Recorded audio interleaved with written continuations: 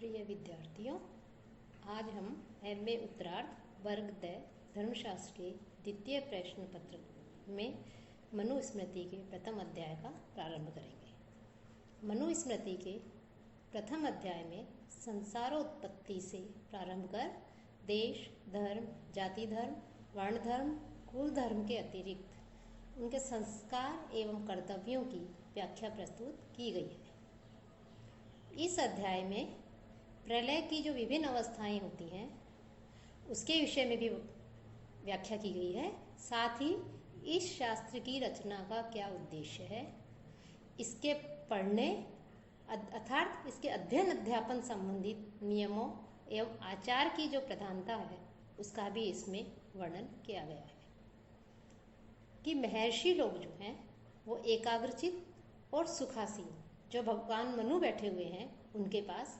अपनी जिज्ञासा लेकर के जाते हैं। जब महर्षि मनु के पास पहुंचते हैं तो उन महर्षियों के वहां पहुंचने पर, क्योंकि वो भगवान मनु के पास आए थे, वो अतिथि बनकर आए थे, इसलिए मनु जो है वो उनका यथोचित अतिथि सत्कार उनका करते हैं। इसके पश्चात महर्षिगण जो थे वो स्वयं प्रश्नकर्ता बनकर गए थे, प्रश्न पूछने गए थे उनसे, इसलिए वो भी मनु का जो है वो श्रद्धा एवं भक्ति के साथ उनकी का अर्चन करते हैं, उनका पूजन करते हैं। और इसके पश्चात उनकी जो जिज्ञासा होती है, उनके जो प्रश्न होते हैं वो भगवान मनु के सामने रखते हैं। वो कहते हैं कि चारों वर्णों एवं अम्बष्ट आदि अनुलोमज, प्रतिलोमज आदि जो जातियां हैं उनके जो धर्म है, क्या धर्म है, क्या कर्तव्य है, इन सब के विषय में आप हमें बताइए। साथ ही वे कहते हैं कि एक मनु से कहते हैं कि एक आप ही हैं जो संपूर्ण अपौरुषेय, अचिंत्य और अप्रमेय, वेद के जो अग्निष्टोम आदि यज्ञ कार्य हैं उनको जानने वाले हैं और ब्रह्मा को जो है वो आप जानने वाले हैं।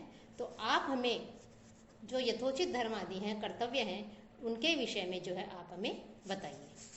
साथ ही उनकी और भी जिज्ञासाएं होती हैं, और भी प्रश्न होते हैं, उन सबके निराकरण के लिए वो जो है महर्षि मनु के पास में जाते हैं। तब महर्षि मनु जो है उनकी जिज्ञासा शांत करते हैं, उनके प्रश्नों का उत्तर देते हैं। तो उनके द्वारा महर्षियों द्वारा पूछे जाने पर मनु कहते हैं कि यह संसार जो है वो प्रलय काल में तम में लीन था, अज्ञेय था, चिन्ह रहित, प्रमाण आदि जो तर्क हैं उनसे भी रहित था, ये अविज्ञेय और सर्वत्र सोए हुए के समान था। अर्थात प्रलय काल में ये पूरा तमोमय ये संसार था। तब स्वयंभू अव्यक्त, अर्थात जिन्हें हम अपनी नेत्रादि जो इंद्रियां हैं उनसे जिनका प्रत्यक्ष नहीं कर सकते, जिन्हें देख नहीं सकते, अपितु योग से जिनका प्रत्यक्ष हो सकता है, योग से जिन्हें देखा जा सकता है, ऐसे अव्यक्त, अपरिमित सामर्थ्य वाले और अंधकार को दूर करने वाले भगवान जो है वो स्वयं आकाश आदि जो महाभूत हैं उनको व्यक्त करते हुए जो है वहां पर संसार में जो है वो प्रकट हुए कि जो परमात्मा है, जो ईश्वर है, वह अतीन्द्रिय है, सूक्ष्म स्वरूप है, अर्थात वो हमें दिखाई नहीं देता, सूक्ष्म स्वरूप है, अव्यक्त है, जिसके विषय में कुछ कहा नहीं जा सकता, नित्य है, सब प्राणियों में है, आत्म तत्व के रूप में विद्यमान है, अचिंत्य है। ऐसे जो परमात्मा है वो स्वयं जो है इस संसार में जो है वो सबसे पहले जो है फिर वो प्रकट हुए। और जब वो प्रकट हुए तो उस परमात्मा ने अपने मन में इच्छा की कि यहाँ पर जो है अनेक प्रकार की प्रजाएं जो हैं उनकी सृष्टि करूं। अर्थात उस परमात्मा ने अनेक प्रकार की प्रजाओं को सृष्टि करने की इच्छा की और उस इच्छा को ध्यान रख करके सबसे पहले उन्होंने जो है जल की रचना की।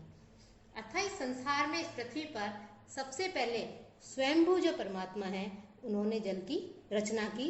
जल इस पृथ्वी पर सबसे पहले आया, जल की सृष्टि की और उसमें शक्ति रूपी बीज को छोड़ा।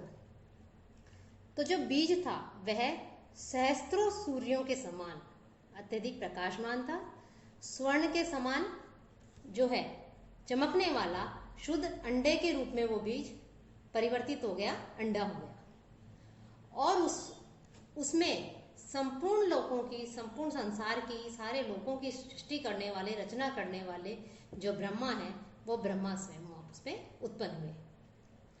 तो ब्रह्म जो है वह सबके कारण है, नित्य है, सत्य और असत स्वरूप है। उससे उत्पन्न पुरुष इस लोक में ब्रह्मा कहा जाता है। तो जो सबसे पहले उन्होंने, परमात्मा ने जो जल की सृष्टि की, उस जल को जो है नारा भी कहते हैं, क्योंकि वह नर रूप परमात्मा की संतान है। वह जल परमात्मा का प्रथम आश्रय स्थान है, इसलिए परमात्मा को नारायण भी कहा जाता है। कि ब्रह्मा जी ने फिर जो वो अंडा था, बीज रूपी जो अंडा था, उस अंडे में ब्रह्मा जी को जो 1 वर्ष होता है, उस 1 वर्ष तक उसमें निवास किया, और निवास करने के पश्चात उन्होंने ध्यान मग्न होकर के अपने ध्यान से उस अंडे को 2 भागों में विभक्त कर दिया, उसको 2 टुकड़े कर दिए। वो जो अंडे के जो 2 टुकड़े हो गए थे, उन 2 टुकड़ों से स्वर्ग और पृथ्वी, इन दोनों की सृष्टि हुई, और मध्य में आकाश, 8 दिशाओं और जल का जो आश्रय स्थान है अर्थात समुद्र है, उस समुद्र की भी उन्होंने सृष्टि की। उस समुद्र की भी इस प्रकार से रचना हुई, उस समुद्र की सृष्टि हुई। फिर वो जो परमात्मा है, उस परमात्मा से ही ब्रह्मा ने सत असत आत्मा वाले मन की सृष्टि हुई, अर्थात मन की रचना हुई।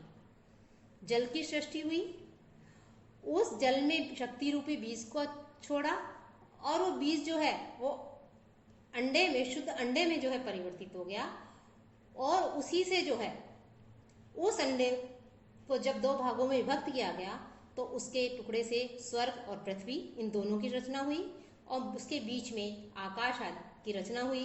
8 जो दिशाएं कही गई हैं वो, और समुद्र की भी जो है वहां पर रचना की गई। और उसके पश्चात ब्रह्मा जो थे, उन्होंने मन की भी सृष्टि की।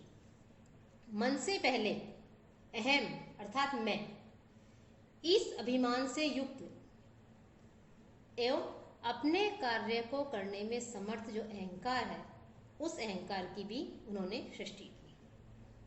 और अहंकार से पहले किसकी सृष्टि की? महत तत्व अर्थात बुद्धि कि अहंकार की सृष्टि करने से पहले जो महत तत्व है अर्थात जो बुद्धि है, उस बुद्धि की सृष्टि की।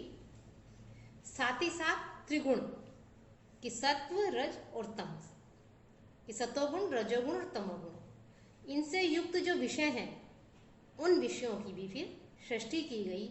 रूप रस आदि विषयों को जो ग्रहण करने वाली हैं, अर्थात देखना, सुनना आदि जो ज्ञानेंद्रियां कही गई हैं कि जो विषय हैं, उन विषयों को ग्रहण करने वाली जो नेत्रादि जो 5 ज्ञानेंद्रियां हैं और जो 5 कर्मेंद्रियां हैं, उनकी भी सृष्टि करी गई। साथ ही साथ 5 शब्द, तन मात्रा आदि की भी सृष्टि की गई।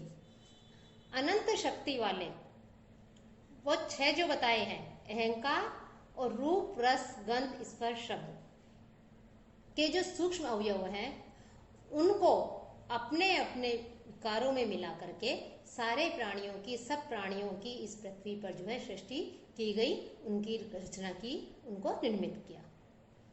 कि प्रकृति युक्त वो जो ब्रह्म की मूर्ति है, ब्रह्मई जो मूर्ति है, उसके शब्द आदि 5 तन मात्राएं तथा अहंकार, एक अहंकार, ये 6 सूक्ष्म अवयव माने गए हैं और ये कर्म भाव से उसका आश्रय ग्रहण करते हैं। इसी कारण लोग ब्रह्म की मूर्ति को शरीर कहते हैं।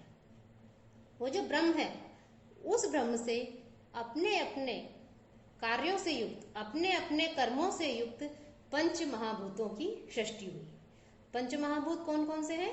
पृथ्वी, जल, तेज, वायु और आकाश, ये 5 महाभूत कहे जाते हैं।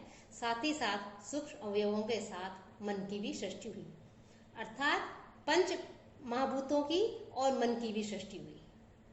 अब ये जो 5 महाभूत हैं, पृथ्वी, जल, तेज, वायु, आकाश, इनके गुण भी बताए गए हैं। कि आकाश जो है उसका गुण बताया गया है शब्द, वायु का स्पर्श, तेज का रूप और शब्द। स्पर्श है, आप का गुण है शब्द कि जो वायु है उसका स्पर्श गुण है, आकाश का गुण शब्द है, तेज का रूप भी है, शब्द भी है और स्पर्श भी है। आप जो है उसका गुण है शब्द, स्पर्श, रूप, रस। और पृथ्वी का गुण बताया गया है शब्द, स्पर्श, रूप, रस, गंध। तो इस प्रकार ये पंच महाभूत हैं, इनके ये जो गुण हैं वो बताए गए हैं।